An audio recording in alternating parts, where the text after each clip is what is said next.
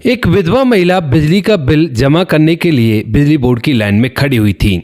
वहां पर एक और लड़का होता है और जब वह उस विधवा महिला को देखता है तो उसकी मदद करने का सोचता है, क्योंकि वो बेचारी काफी ज्यादा परेशान सी दिख रही थी। वह भाभी भाभी कहकर उसकी मदद करता है और मदद करने के बाद वह उसका फोन नंबर ले लेता है और कहता है कि कोई भी प्रॉब्लम हो तो मुझे बता देना। अब ये सब बातें भलाई की थी, लेकिन उसके बाद लगभग 2 साल बाद अचानक से पुलिस वाले उस लड़के के पास पहुंच जाते हैं और उसे अपने साथ बिठाकर थाने में ले जाते हैं। क्या हुआ था ऐसा जो पुलिस वाले बिजली का बिल जमा करने में मदद करने को लेकर उसे अपने साथ उठा ले गए? पूरी सच्चाई के बारे में जानने के लिए वीडियो को अंत तक जरूर देखें। उत्तर प्रदेश के कौशाम्बी जिले के अंदर एक थाना पड़ता है, मोहब्बतपुर थाना। उसी के अंतर्गत एक एरिया होता है और उसके अंदर एक परिवार रहा करता है। परिवार के अंदर पति पत्नी और 2 उनके बच्चे हैं। पति का नाम होता है चिंतामणि और जो पत्नी होती है उसका नाम होता है उर्मिला। उर्मिला और चिंतामणि के 2 बच्चे हैं और जो चिंतामणि है वह खेती किसानी किया करता है। सब कुछ अच्छी तरह से चल रहा था, कोई भी कैसी भी दिक्कत नहीं थी और धीरे धीरे समय बीतता है। समय के साथ साथ जैसे इन बातों को कुछ दिन बीतते हैं तो कुछ दिनों बाद जब समय आता है 2020 का, तो 2020 में जो चिंतामणि होते हैं वह किसी बीमारी के कारण इस दुनिया को छोड़कर चले जाते हैं। अब चिंतामणि इस दुनिया को छोड़कर चला गया था तो उसके बाद जो पत्नी उर्मिला होती है वह अपने परिवार की जिम्मेवारियों को अपने कंधों पर उठाती है और सारा कुछ खुद देखने लगती है। यानी कि अपने बच्चों की परवरिश, साथ में खेती किसानी, जो कुछ भी बाहर भीतर का काम होता है उस सबको खुद ही किया करती है। स्टार्टिंग में तो जो उसके यार रिश्तेदार होते हैं, यानी कि जो रिलेशन वाले होते हैं, वो आकर कुछ हेल्प करवा दिया करते हैं, लेकिन धीरे धीरे जैसे जैसे समय बीतता है तो समय के साथ साथ अब उसे खुद को ही सारा काम करना पड़ता है। धीरे धीरे 3 साल बीत गए थे, यानी कि समय हो गया था 2023 का, और अब तक जो उर्मिला है वो घर के सारे काम को खुद से किया करती है। और इसी दौरान 2023 में वो बिजली बिल जमा करने के लिए बिजली बोर्ड की लाइन में जाकर लग जाती है। हालांकि ये काम उसे काफी झंझट भरा लगता है और इसी वजह से उसके चेहरे पर एक अजीब सी उदासी होती है। वहीं उसी लाइन के अंदर एक और लड़का होता है, जिस लड़के का नाम होता है दिनेश, जो कि दूसरे गांव का रहने वाला है। लेकिन जैसे ही वो इसे देखता है लाइन में खड़ी हुई तो इसे देखकर एकदम से बहुत कुछ सोचने लगता है, क्योंकि न जाने इसके चेहरे पर उसे ऐसा क्या दिख जाता है कि उसके बाद ये उसकी मदद करने लगता है भाभी भाभी कहकर। कहता है कि भाभी आप भी यहाँ पर बिजली का बिल जमा करने के लिए खड़ी हुई हो। तो उसके बाद उर्मिला हामी भरती है और वो कहती है कि ठीक है, मैं आपकी मदद कर देता हूँ। इतने आपका नंबर आए, आप वहां पर बैठ जाओ, मैं यहाँ पर लाइन में लगा हुआ हूँ। थोड़ी देर के लिए वहां पर बैठती है। जैसे ही नंबर आता है तो जो उर्मिला होती है वह लाइन में लगती है और अपना बिल जमा करवा देती है। बिल जमा करवाने के बाद जब वह वहां से जाने लगती है तो जो दिनेश होता है वह उसका नंबर मांगने लगता है। कहता है कि भाभी आप मुझे ना अपना नंबर दे दो, क्योंकि अगर आगे कभी आपका बिल वगैरह जमा नहीं हुआ, यानी कोई दिक्कत आ गई, तो मैं आपको फोन करके बता दूंगा, आपको दोबारा यहाँ पर नहीं आना होगा। इस बात को सुनकर उर्मिला भी समझ जाती है, क्योंकि ऐसा तो कुछ नहीं था, बिजली बिल तो तुरंत से जमा हो गया था। वो समझ गई थी उसकी भावनाओं को कि कहीं ना कहीं ये मुझे पसंद कर रहा है। तो उसके बाद मुस्कुराते हुए वह भी उसे अपना नंबर दे देती है और इसके बाद दिनेश वहां से अपने घर चला जाता है। उर्मिला अपने घर जाती है शाम के समय, और दिनेश जैसे ही शाम के समय घर पहुंचता है तो उसके बाद वह फोन निकालता है और सीधा उर्मिला के नंबर पर फोन कर देता है। उसके बाद दोनों में बातचीत होती है और बातचीत का सिलसिला कुछ ऐसा होता है कि यहाँ पर दोनों एक दूसरे के बारे में जानते हैं। और जब दिनेश को पता चलता है कि इनके पति आज से 3 साल पहले इस दुनिया को छोड़कर जा चुके हैं, तो उसके बाद वो उसे रिझाने के लिए तरह तरह की बातें करने लगता है और इन बातों से जो उर्मिला होती है वह भी रिझ जाती है, यानी कि वह उसकी बात को मानने लगती है। धीरे धीरे कुछ समय बीतता है और समय के साथ साथ फोन पर इनकी सब तरह से बातें होने लगती हैं, यानी कि ये लोग वीडियो कॉल पर भी बातें किया करते और धीरे धीरे एक दिन एक दूसरे से अपने प्यार का इजहार कर देते हैं। यहाँ पर जो उर्मिला होती है वो कहती है कि ठीक है, कोई बात नहीं, और वह भी अपने प्यार का इजहार कर देती है। अब बात क्या थी, जब दोनों में प्यार का इजहार हो गया था तो उर्मिला अपने छोटे बच्चों के साथ रहा करती थी। तो इसीलिए एक दिन शाम के समय वह दिनेश के पास फोन करती है और उससे कहती है कि ठीक है, हमें बात करते हुए काफी दिन हो गए हैं, अब मुझे तुमसे मिलना है और तुम ऐसा करो, घर पर ही आ जाओ, यहाँ पर मेरे 2 छोटे छोटे बच्चे हैं, बच्चे सो जाएंगे, उसके बाद तुम आ जाना और आज हम लोग यहीं पर रहेंगे। इस बात को सुनकर जो दिनेश होता है वो एकदम से खुश हो जाता है और कहता है कि ठीक है भाभी, मैं वहीं पर आ रहा हूँ। उसके बाद जो दिनेश होता है वह उस घर के अंदर आ जाता है। यहाँ पर जो उर्मिला होती है वह उसके लिए खाना बनाती है और दोनों एक साथ बैठकर खाना खाते हैं। दिनेश अपने हाथों से उर्मिला को खाना खिलाता है और उसके बाद उन दोनों के बीच में अवैध प्रेम प्रसंग बनने लगते हैं। हालांकि उर्मिला की उम्र लगभग 40 साल थी और दिनेश 20-22 साल का लड़का था, लेकिन उसके बाद भी उर्मिला, जो कि काफी दिनों से अपने पति से अलग थी, यानी कि उसका पति उस दुनिया को छोड़कर जा चुका था, वह उसके साथ जब संबंध बनाती है तो दिनेश को बड़ा ही अच्छा लगता है और उसके बाद अब यह सिलसिला रुकने का नाम नहीं लेता है। धीरे धीरे समय बीतता है और समय के साथ साथ इन दोनों के रिलेशन को चलते हुए लगभग 2 साल बीत जाते हैं और समय आ जाता है 26 का। 7 फरवरी 2026 की बात होती है। एक दिन शाम के समय एक जगह पड़ती है जिसका नाम होता है परसीपुर, और परसीपुर के पास में एक रेलवे ट्रैक होता है। रेलवे ट्रैक को रात को लगभग 9:30 बजे जो रेलवे कर्मी होते हैं वह चेक कर रहे थे कि कहीं कोई ऐसी वैसी दिक्कत तो नहीं है, लेकिन उसी समय परसीपुर गांव के पास ही में रेलवे ट्रैक पर उन्हें एक महिला की बॉडी मिलती है। अब जैसे ही ये महिला की बॉडी मिलती है तो उसके बाद वो लोग पुलिस को खबर करते हैं और पुलिस वहां पर आती है। आने के बाद देखती है कि महिला की गर्दन पर रस्सियों के निशान है, इसके मुंह पर भी टेप लगाई गई है, हाथ पैरों को बांध रखा है और बुरी तरह से इस दुनिया से इसे विदा किया गया है। पुलिस वाले देखते हैं लेकिन वह उसे पहचान नहीं पाते हैं, क्योंकि अड़ोस पड़ोस वालों से भी पूछ लिया था और कोई भी उसकी पहचान नहीं कर रहा था। इसी वजह से जो पुलिस वाले होते हैं उसके फोटो वगैरह खींचते हैं और साथ में उसके हाथ का फोटो खींचते हैं। हाथ का फोटो क्यों खींचते हैं? क्योंकि उस पर लिखा हुआ था चिंतामणि। अब चिंतामणि उसके जिस हाथ पर लिखा हुआ था उसका फोटो और साथ में उसका फोटो पुलिस वाले सोशल मीडिया पर इधर उधर फैला देते हैं और बॉडी को पोस्टमार्टम के लिए भेज देते हैं।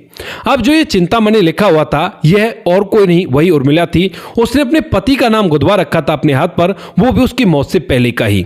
तो इसी वजह से जो उर्मिला का जो फोटो इधर उधर सर्कुलेट होता है तो वह घूमते घूमते उसके भतीजे यानी कि उर्मिला जिसकी बुआ लगा करती थी उसके पास पहुंच जाता है और वो जैसे इस फोटो को देखता है, यानी कि हाथ पर लिखा हुआ देखता है, साथ में उस फोटो को देखता है जो डेड बॉडी का फोटो था, तो वह झट से पहचान जाता है।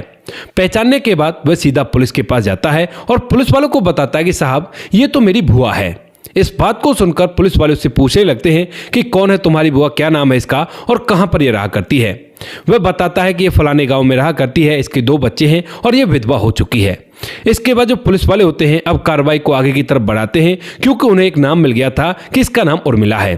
पुलिस वाले इधर उधर के सीसीटीवी फुटेज खंगालते हैं तो उनके अंदर उन्हें एक सीसीटीवी फुटेज मिलता है जिनमें बाइक पर 2 व्यक्ति बैठे हुए थे और उनके साथ उर्मिला भी बैठी हुई थी। वो लोग साफ साफ सीसीटीवी फुटेज में कैप्चर हो गए थे और इसके बाद जब तहकीकात की जाती है तो पहचान में आता है कि यह जो व्यक्ति है जो बाइक पर बैठा है उसमें से एक का नाम दिनेश है। अब जैसे दिनेश के बारे में पता चलता है और उसके घर परिवार के बारे में पता चलता है तो यहाँ पर जो पुलिस वाले होते हैं सीधा दिनेश को उसके घर से उठा लेते हैं। जब पुलिस वाले दिनेश को उठाकर लाते हैं और उससे पूछने लगते हैं कि भाई ये बताओ कि तुम क्या उर्मिला नाम की किसी महिला को जानते थे जो कि फलाने गांव की रहने वाली है और उसके पति 2020 में इस दुनिया को छोड़कर जा चुके हैं। लेकिन इस बात को सुनते ही जो दिनेश होता है वह इस बात को सिरे से खारिज कर देता है। कहता है कि साहब मैं नहीं जानता किसी उर्मिला नाम की महिला को, आप खामखाई मुझे परेशान कर रहे हैं और मुझ पर शक कर रहे हैं। लेकिन पुलिस वाले जैसे इस बात को सुनते हैं तो वे भांप जाते हैं कि यह ना झूठ बोल रहा है, क्योंकि सीसीटीवी फुटेज उनके पास था और सीसीटीवी फुटेज में जब वो उसकी बाइक पर बैठी थी तो ये भला उसे कैसे नहीं जानता। इसी वजह से जो पुलिस वाले होते हैं अब उससे अच्छी तरह से पूछताछ करते हैं और जब खातिरदारी करके उससे पूछताछ की जाती है तो यहाँ पर जो दिनेश होता है वह पूरी कहानी पुलिस वालों के सामने बयां करता है। बताता है कि साहब आज से लगभग 2 साल पहले 2023 में मैं बिजली का बिल जमा करने गया था और वहीं पर पहली मुलाकात मेरी उर्मिला से हुई थी। उर्मिला को देखते ही मुझे कुछ अजीब सा लगा और उसके बाद मैं इससे कैसे भी करके बात करना चाहता था। मैंने बिजली का बिल भरवाने में इसकी मदद की और मदद करने के बाद जब मैंने इससे नंबर मांगा तो आसानी से इसने मुझे अपना नंबर दे दिया। उसके बाद हम लोगों में बातें स्टार्ट होती और बातों के बाद हम लोग मिलने जुलने भी लगते हैं। उर्मिला के घर पर जाकर ही मैं मिला करता और कोई भी कैसी भी दिक्कत नहीं होती है। धीरे धीरे समय बीतता और समय के साथ साथ 2026 आ जाता है और यहाँ तक आते आते जो उर्मिला है वो मुझसे शादी के लिए कहने लगी थी। अब मैं भी यही चाहता था कि उर्मिला से ही शादी कर लूंगा, लेकिन जब घर वाले मेरा रिश्ता तय करते हैं एक जवान लड़की से तो उसके बाद मैं सोचने लगता हूँ कि यार उर्मिला की उम्र 40 साल है, तेरी उम्र 22 साल है। अगर मैं उर्मिला से शादी करूंगा तो जब मैं अच्छी तरह से जवान हूंगा तो उस समय पर उर्मिला बूढ़ी हो जाएगी और मैं जवान ही रह जाऊंगा, तो इस वजह से तो मेरी हरसतें पूरी नहीं हो पाएंगी। इससे अच्छा तो जो घर वाले हैं उनके हिसाब से शादी कर लेता हूँ। इसी वजह से मैं उर्मिला से बातचीत करना कम कर देता हूँ। लेकिन उर्मिला को जब ये महसूस होता है कि वह मुझसे बातचीत नहीं करता है तो उसके बाद वह मुझे एक दिन फोन करके धमकी देने लगती है कि अगर तुमने मुझसे बातचीत करना बंद किया तो उसके बाद देख लेना, मैं ना पुलिस में तुम्हारी रिपोर्ट दर्ज करवा दूंगी और तुम्हें ना मुझसे ही शादी करनी होगी, क्योंकि मैंने अपना सब कुछ तुम्हें ही दे दिया है, तो इसी वजह से तुम मुझसे शादी करोगे। इस बात को सुनकर जो दिनेश होता है वह डर जाता है, सोचने लगता है कि भाई ये तो गड़बड़ हो जाएगी, अगर इसने मुझ पर कंप्लेंट कर दी तो जो मेरी शादी घर वालों ने तय की है वो भी टूट जाएगी और बहुत ही गड़बड़ हो जाएगी। ऐसा सोचकर वह काफी ज्यादा परेशान होता है और इसी परेशानी को वह अपने एक गांव के ही दोस्त, जो कि वैसे तो उसका भाई लगा करता था, जिसका नाम होता है रंजीत, उससे शेयर करता है। कहता है कि भाई यार, एक महिला है जो कि विधवा है और उससे ना मैं रिलेशन में आ चुका हूं, लेकिन अब वो मुझे शादी का दबाव बना रही है, तो अब मुझे क्या करना चाहिए। अब जो रंजीत होता है जब वह ये बात सुनता है तो वह भी मौके का फायदा उठाना चाहता है और कहता है कि भाई देख, जो परेशानी है उसका सॉल्यूशन तो हो जाएगा, लेकिन उसके लिए पहले न तुम्हें उससे मेरे भी संबंध बनवाने होंगे। इस बात को सुनकर जो दिनेश होता है वो कहता है कि ठीक है, कोई बात नहीं, ये कोई बड़ी बात थोड़ी ना है, मैं करवा दूंगा ये काम।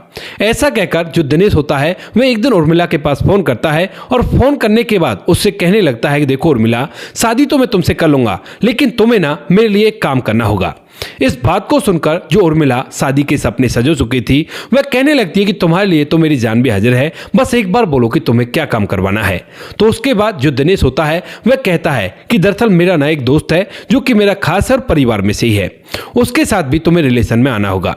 इस बात को सुनकर जो उर्मिला होती है वो एकदम से मना करने लगती है, कहती है कि दिनेश, ये तुम कह क्या रही हो, मैं मन ही मन तुम्हें अपना पति मान चुकी हूं और तुम भला ऐसा कैसे कर सकते हो।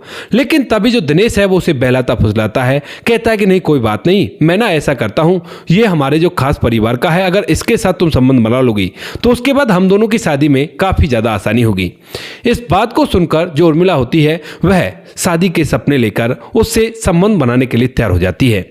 उर्मिला जो होती है वह उससे कह देती है कि ठीक है, तो आओ तुम किसी दिन इसे लेकर, और उसके बाद मैं इसके साथ भी संबंध बना लूंगी। ऐसा कहकर फोन कट जाते हैं और इसके बाद जो दिनेश होता है वह अब इस बात की तैयारियों में जुट जाता है।